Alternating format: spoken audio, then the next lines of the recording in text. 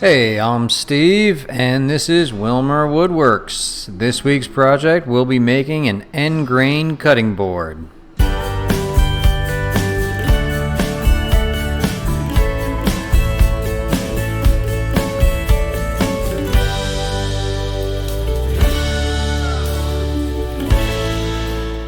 Thanks for tuning in. So last week I made a butcher block cutting board. This week I will be making an end grain cutting board.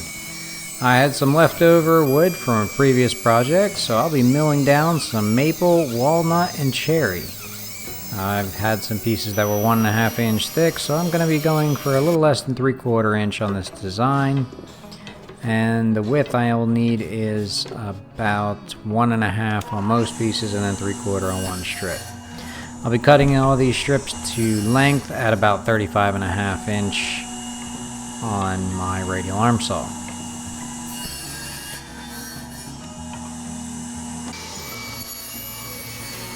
So they're going to be 3/4, and like I said, I'll have 1.5 on the walnut, maple, and cherry, and then there'll be one strip in there that's just 3/4 of an inch.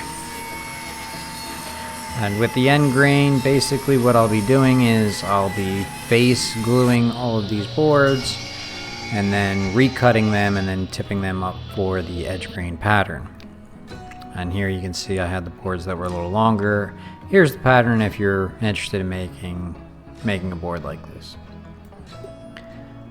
And having these bar clamps set up for the glue up really helps out. I'm using Titebond 3 here because it is waterproof and food safe. I really need a glue roller, but till then I'll just use my own built-in glue roller there. So like I said, I'm going to be face grain gluing these with the bar clamps, and when you do clamp these up, you have to make sure you don't apply too much pressure to just squeeze all the glue out. You only need about 5-6 pounds of pressure. And here you can kind of see the pattern developing. When you do glue these up with the bar clamps from the pressure point, it spreads out by about 45 degrees. So if you have a large expanse and you do have additional clamps, it will help out. Here I'm just cleaning up any of that glue squeeze out. And it'll make it easier once it comes time to plane and sand. So after I did plane this down, just cleaning it up, I'm going to cut it flush and then set up my stop block, and I will cut 1.25 inch strips. So my final board will be about 1.25 inch thick. And here's that stop block with a quick clamp. And then it's just very easy and quick. A lot of repetitive cuts, just backing up to that stop block and then cutting those all to width. And here you can see I'm just sanding these down, getting any debris or anything off of those. I'm going to glue these up in about 8 pieces each, and then I'll glue each piece to the main board. It'll be a little easier to keep track of the pattern and make sure everything lines up. So now I'm just repeating the process from before, and I'm laying all the boards out, apply the glue, and then glue it up with even pressure.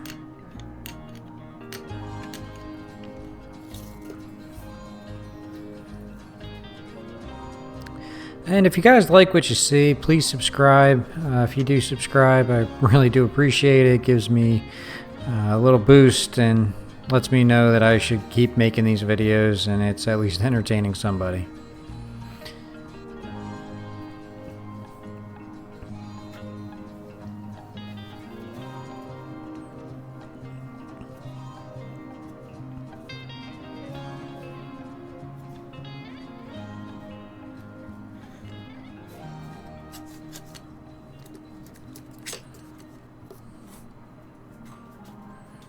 And before I tighten these down, I did want to make sure that I kept it from slipping or jogging. So I have 2 pieces of scrap wood here with a quick clamp, and after a bit of struggling, I was able to get that on there, and then I added the pressure of the bar clamps.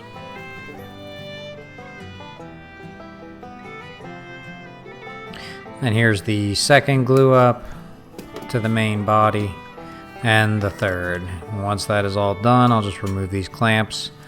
If I had a drum sander, I would take it over there, because I have heard stories and seen some gnarly photos of some people that have sent edge grain board through their planer, and it's rough on the blades, and it's also chewed up some boards too. So I'm gonna chuck this in the Harbor Freight wood clamp here and just sand it down with my Makita.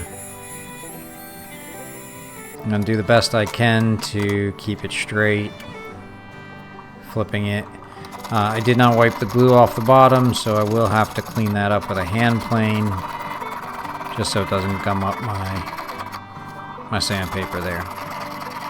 But this went, fairly quickly.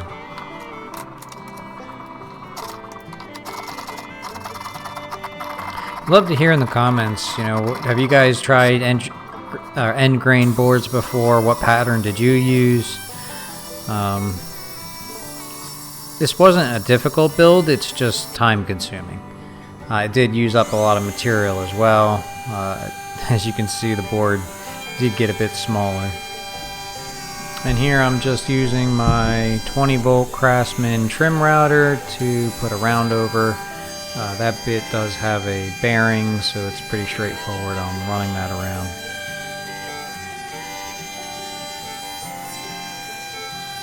And this just eased the corners of the board, and it softened it up a bit too.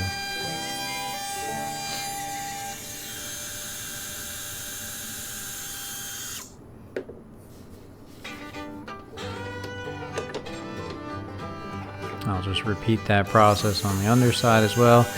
Since this board is small, I'm not going to attempt to put a juice groove in it. I'm just going to leave it the way it is. And no handles either.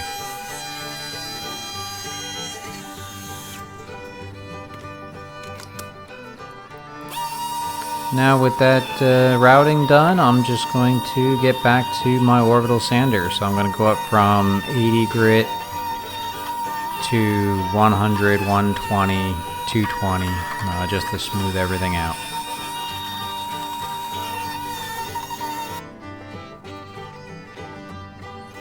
And here is the close to final product.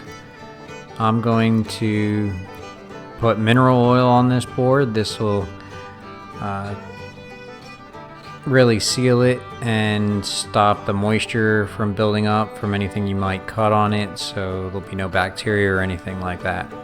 So I have heard people describe edge grain or end grain boards as straws, and you can really see that come into effect when you apply this mineral oil. You can even see some places on this board where it's dry already.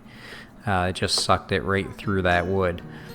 So I applied, I think I did this about 3 times. I just kept doing it as much oil as the board would take. I just kept applying. And then once that was complete, I put a conditioner on it, which is basically just the mineral oil with beeswax mixed in. And all of that is food grade and food safe. There are other ways you can finish boards. You can use 100% tung oil, which I believe is also food safe, or the mineral oil.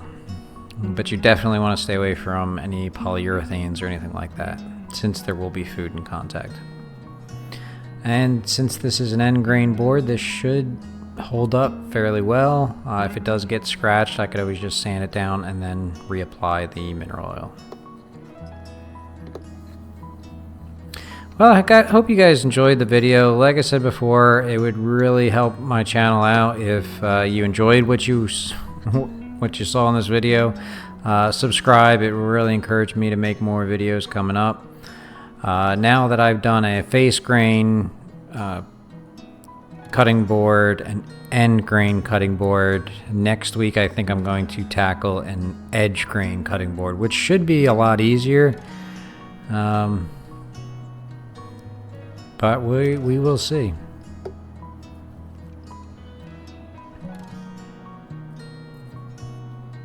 After about a day after putting the mineral oil on, I'm going to just be installing the feet. And this board is actually sitting on top of the other board that I made last week. And you can see the size difference there. And here I'm just using my punch. I'm putting the feet, I think, 1 inch or 1.25 inches in from each end. And these are just rubber feet.